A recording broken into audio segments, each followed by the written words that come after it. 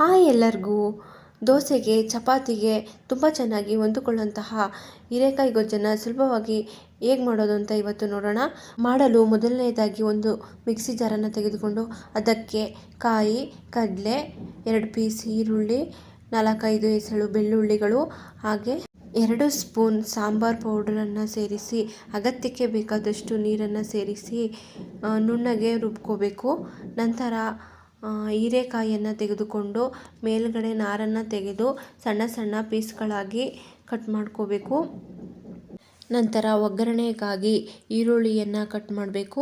ಇಲ್ಲಿ ನಾನು ಒಗ್ಗರಣೆಗೆ ಎಂದು ಒಣಮೆಣಸಿನ್ಕಾಯಿಯನ್ನು ಬಳಸ್ತಾ ಇದ್ದೀನಿ. ನೀವು ಹಸಿಮೆಣಸಿನ್ಕಾಯಿಯನ್ನು ಬಳಸಬಹುದು, ಆದರೆ ಹಸಿಮೆಣಸಿನ್ಕಾಯಿಗಿಂತ ಒಣಮೆಣಸಿನ್ಕಾಯಿಯನ್ನು ಬಳಸಿದ್ರೆ ಒಗ್ಗರಣೆ ತುಂಬ ಚೆನ್ನಾಗಿರುತ್ತೆ.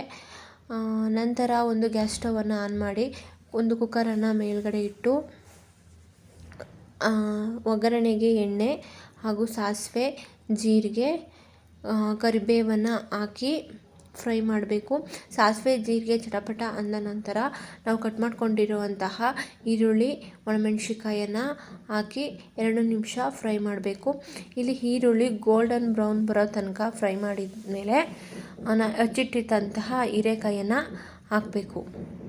ಹೀರೆಕಾಯಿಯನ್ನು 1-3 ಮಿನಿಟ್ಸ್ ಫ್ರೈ ಮಾಡಿದ ನಂತರ ನಾವು ಆಡಿಸ್ಕೊಂಡಿರುವಂತಹ ಮಸಾಲೆಯನ್ನು ಸೇರಿಸಿ ನಿಮಗೆ ಗೊಜ್ಜು ಯಾವ ಕನ್ಸಿಸ್ಟೆನ್ಸಿ ಬೇಕೋ ಅಷ್ಟು ನೀರು ಹಾಕಿ 3 ವಿಸಲ್ ಕೂಗಿಸಿದ್ರೆ ಹೀರೆಕಾಯಿ ಗೊಜ್ಜು ರೆಡಿಯಾಗಿ ಬಿಡುತ್ತೆ. ಪ್ಲೀಸ್ ಮನೇಲಿ ಮಾಡಿ ಕಮೆಂಟ್ ಮಾಡಿ ಹೇಗೆ ಬಂತಂತ. ಸಬ್ಸ್ಕ್ರೈಬ್ ಮಾಡಿ.